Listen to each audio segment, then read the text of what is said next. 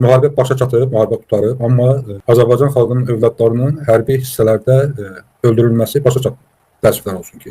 Müharibədən sonraki dövrdə əsgər ölümləri daha çox biz tez-tez Dövlət Sərhəd Xidmətindən eşidirik. Bunu qeyd etmək lazımdır ki, ölüm halları biz ancaq mediaya çıxan, insanlar tərəfindən danışılan, orduda həqiqətən baş verən hadisələri tam dəqiqliyinə biz bilə bilmirik. Dünən biz yenə bir dəhşətli bir ata fəryadının şahidi olduq sosial şəbəkələrdə. O Tovuz rayonundan rəhmətə gedən əsgərlə bağlı. Naxçıvandakı Ensaylı hərbi hissədə xidmət edən 2 ayın əsgəri Natiq Məmmədov.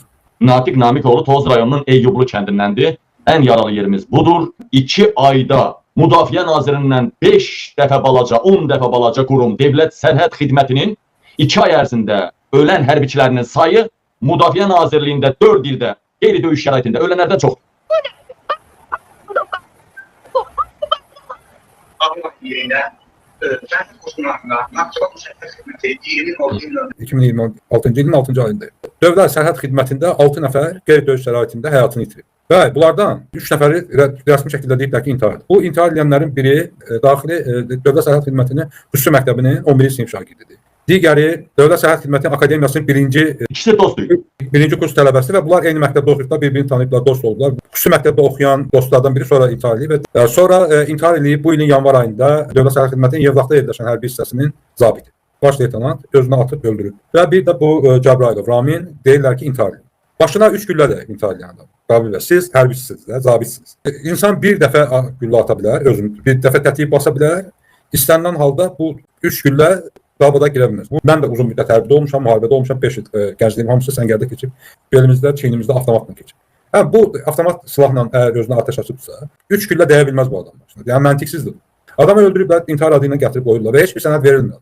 Keçən il Dövlət Sərhəd Xidmətinin Şəmkirdə olan hərbi hissəsində ard-arda 2 əsgər öldürüldü. İkisinin adını qoydular, intihar edib, heç kəs cəzalanmır. Elçin Quliyev 2022-ci ildə Yeni Azərbaycan qəzetində verdiyi müsahibəsində deyir ki, 2-ci Qarabağ müharibəsi dövründə 47 nəfər döyüşlərdə şəhid oldu. Və müharibədən sonraki dövrə baxın. Bu ilin 6 ay ərzində 6 əsgər öldü. 2025-ci ildə 11 nəfər öldü. Dövlət Sərhəd Xidmətində müharibədən kənar edildi. 2024-cü ildə 3 nəfər öldü. 2023-cü ildə 9 nəfər həyatını itirdi. 2022-ci ildə 32 nəfər müharibə olmayan ölkədə Dövlət Sərhəd Xidmətində 32 nəfər ölüm hadisəsi oldu. Və üst-üstə toplayanda 61 hərbiçi idi. Müharibədə 47 nəfər itirən bir dövlət xidməti müharibədən sonra 61 nəfər adam itirdi. Elçin Quliyev bu illər ərzində nəinki cəzalandırıb, nəinki vəzifəsindən götürüb, əksinə daha da Azərbaycan hakimiyyətinin yanında, hökumətin yanında mövqeylərini gücləndirib. Elçin Quliyev İlham Əliyevin səlahiyyətli adamı olaraq kralın yanına 2 aydan bir gedən, kral 3-cü Charlesin yanına gedən, Avropadakı tədbirlərin başında gedən, hətta gizli yoldan bütün dünyaya, ərəb ölkələrinə gedən bu adam biz nə düşünməliyik? Mən artıq məlumat almışam. Dövlət Sərhəd Xidmətində bu qədər ölümlərin səbəbi əsgərlərimizin orqanlarıdır. Orqan qanınan analiz verirmi? Ay savur, şprislərlə çəkirlər. Hansı şeyxə, hansı krala, hansı dünyanın böyük ailələrinin hansı adamına, hansı orqan yarayırsa, əsgərdir də orada. Öldürüb verirlər. İlham Əliyevin ən güvəndiyi adam kimi. Yadınızda Britaniya yayımladı, mən verdim efirə, Amerika. Epşteynə ən çox uşaq daşıyan İlham Əliyevin qudası Araz Emin Ağalar oğulları oldu.